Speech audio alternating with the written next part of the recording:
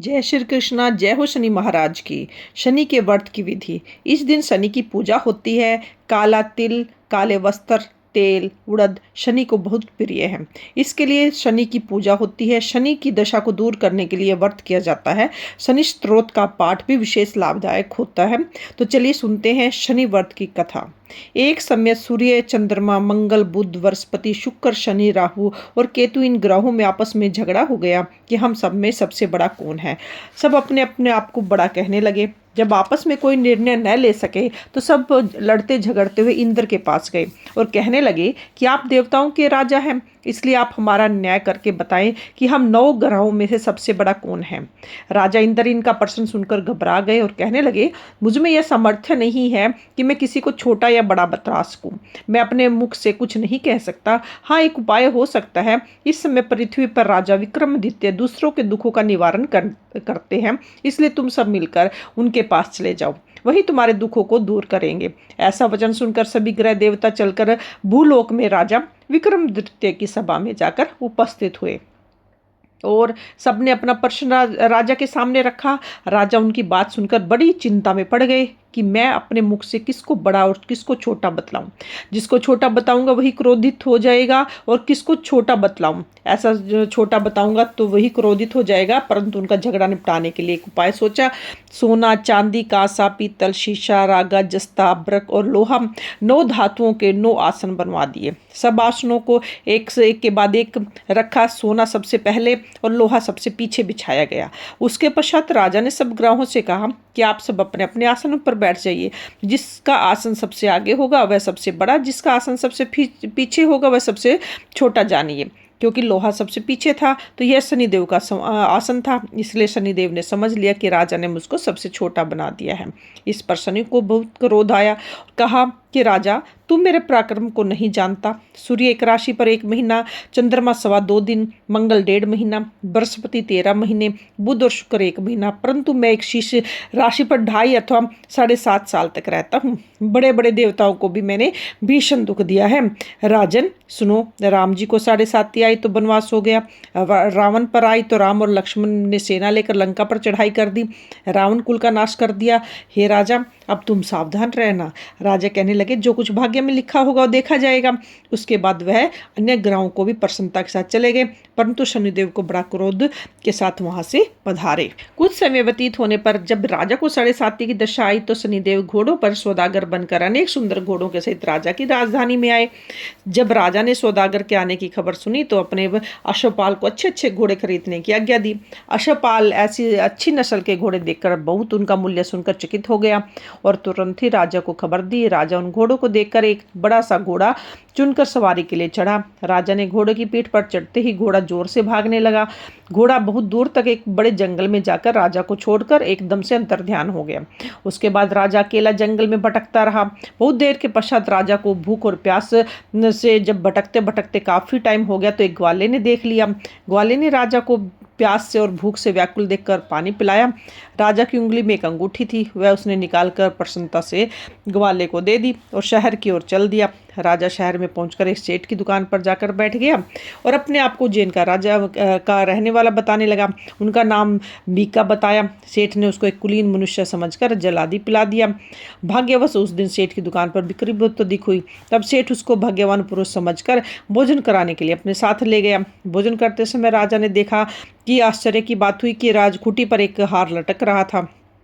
वह हार उस कुटी को निकल रही थी। भोजन के पश्चात कमरे में आने पर जब सेठ ने को कमरे में हार न मिला तो सबने यही निश्चय किया कि जरूर यह हार इस सेठ ने ही चुराया है। तो उसके बाद उसने बीका से और भी कहा तो उसने मना कर दिया कि मैंने चोरी नहीं की है, परंतु उसने मना किया तो इस पर 5-7 आदमी इकट्ठे होकर उसको फौजदार के पास ले गए। फौजदार ने उसको राजा के सामने उपस्थित कर दिया और कहा कि आदमी तो भला प्रतीत होता है, चोर मालूम नहीं होता, परंतु सेठ का कहना कि इसके सिवाय कोई घर में आया ही नहीं, अवश्य इसी ने चोरी की है। तब राजा ने आज्ञा दी कि इसके हाथ पैर काटकर चौरंगिया बना दिया जाए। राजा की आज्ञा का तुरंत पालन किया गया और वीका के हाथ पैर काट दिए गए। इस प्रकार कुछ काल व्यतीत होने पर एक तेली उसको अपने घर ले गया और कोलू पर बिठा दिया। वीका उस पर बैठा हुआ अपनी जबान से बैल हाँकता रहा। शनि की दशा समाप्त हो गई। एक रात को वर्षा ऋतु के समय वह मल्हार राग गाने लगा। उसका गाना सुनकर उस शहर के राजा की कन्या उस पर मोहित हो गई और दासियों को खबर लेने को भेजा कि शहर में कौन गा रहा है। दासी सारे शहर में घूमती फिरती रही। क्या देखती है कि तेली के घर में चौरंगिया राग गा रहा है। दासी ने महल में आकर राजकुमारी को सब बात बता दी। बस उसी क्षण राजकुमारी ने अपने मन में निश्चय किया कि चाहे कुछ भी हो जाए, मुझे तो इसी से शादी करनी है। प्रातःकाल जब सब दासी से ने राजकुमारी को जगाना चाहा तो राजकुमारी अनशन व्रत लेकर पड़ी रही। तब दासी ने रानी के पास जाकर राजकुमारी के न उठने का सारा वृत्तांत बता दिया। रानी ने तुरंत ही वहां पर जाकर राजकुमारी को जगाया और उसके दुख का कारण पूछा। तो राजकुमारी ने कहा कि माताजी, मैंने तो यह प्रण कर लिया है कि तेली के घर में जो चौरंगिया है उसी के साथ विवाह करूंगी। माता ने कहा, पगली, यह कोई बात है? तेरा किसी देश के राजा के साथ विवाह किया जाएगा? कन्या कहने लगी, माताजी, मैंने अपना प्रण कभी नहीं तोड़ूंगी। माँ ने चिंतित होकर यह बात राजा को बताई। जब राजा ने भी उसे आकर बहुत समझाया तो वो भी अभी देश देशांतर में अपने दूत भेजकर सुयोग्य, रूपवान और बड़े से बड़े गुणी राजकुमारों के साथ तुम्हारा विवाह करूंगा। ऐसी बात तुमको कभी नहीं हुई सोचनी चाहिए। कन्या ने कहा, पिताजी, मैं अपने आप को प्राण त्याग दूंगी परंतु दूसरे से विवाह नहीं करूंगी। इतना सुनकर राजा ने क्रोध से कहा, यदि तेरे भाग्य में ऐसा ही लिखा है तो जैसी तेरी इच्छा हो वैसा ही होगा। राजा ने तेली को बुलाकर कहा कि तेरे घर में जो चौरंगिया है उसके साथ मैं अपनी कन्या का विवाह करना चाहता हूँ। तेली ने कहा कि ये कैसे हो सकता है? कहाँ आप हमारे राजा और कहाँ मैं एक नीच तेली? परंतु राजा ने कहा कि भाग्य किसी लिखे को कोई नहीं टाल सकता। अपने घर जाके विवाह की तैयारी करूं। राजा ने उसी समय तोरण और बंदरवाल लगवाकर अपनी राजकुमारी का विवाह उस चौरंगिया विक्रमादित्य के साथ कर दिया। रात्रि को जब विक्रमादित्य और राजकुमारी महल में सोए तो आधी रात के समय शनिदेव ने विक्रमादित्य को सपन दिया कि राजा, कहो, मुझको छोटा बतलाकर तुमने कितना दुख उठाया। राजा ने क्षमा मांगी। शनिदेव ने प्रसन्न होकर विक्रमादित्य को हाथ पैर दे दिए। तब राजा ने कहा, महाराज, मेरी प्रार्थना स्वीकार करें कि जैसा दुख आपने मुझे दिया है ऐसा और किसी को न दे। शनिदेव ने कहा कि तुम्हारी ये प्रार्थना स्वीकार है। जो मनुष्य मेरी कथा सुनेगा या कहेगा उसको मेरी दशा से कभी भी किसी प्रकार का दुख नहीं होगा और जो नित्य ही मेरा ध्यान करेगा, चींटियों को आटा डालेगा, उसके सब मनोकामना पूर्ण होगी। इतना कहकर शनिदेव अपने धाम चले गए। राजकुमार की आंखें खुली और उसने राजा के हाथ पैर देखे तो वो उसके बड़ा आश्चर्य हुआ। उसको देखकर राजा ने अपना समस्त हाल कहा कि मैं उज्जैन का राजा विक्रमादित्य हूँ। यह बात सुनकर राजकुमारी अनंत प्रसन्न हुई। प्रातःकाल राजकुमारी से उसकी सखियों ने पूछा तो उसने अपने पति का समस्त वृत्तांत कह सुनाया। तब सबने प्रसन्नता प्रकट की और कहा कि ईश्वर ने आपकी मनोकामना पूर्ण कर दी है। जब उस सेठ ने यह सुना तो विक्रमादित्य के पास आया और राजा विक्रमादित्य के पैरों पर गिरकर क्षमा मांगने लगा कि आप पर मैंने चोरी का झूठा आरोप लगाया है, अतः आप मुझे जो चाहे दंड दे। राजा ने कहा, मुझ पर शनिदेव का कोप था, इस कारण से यह सब दुख मुझको प्राप्त हुआ है। इसे तुम्हारा कोई दोष नहीं है।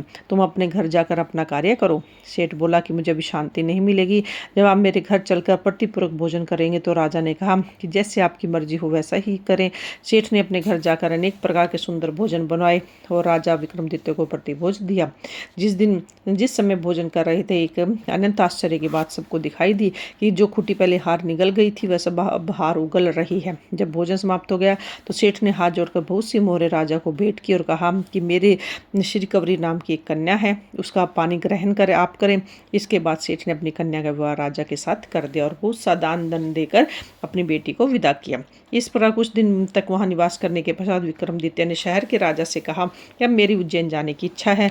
कुछ दिन के बाद विदा लेकर राजकुमारी मन भावनी, सेठ की कन्या श्रीकवरी तथा अनेक दास दासियां रथ पालकी सहित विक्रमादित्य उज्जैन की तरफ चल दिए।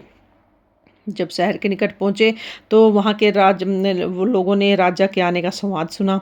समस्त उज्जैन की प्रजा आगवानी के लिए आई। तब बड़ी प्रशंसा से राजा अपने महल में पधारे। सारे शहर में बड़ा भारी उत्सव मनाया गया और रात्रि को दीपमाला की गई। दूसरे दिन राजा ने शहर में यह घोषणा कराई गई कि शनि देवता सब ग्रहों में सबसे सर्वोपरि हैं।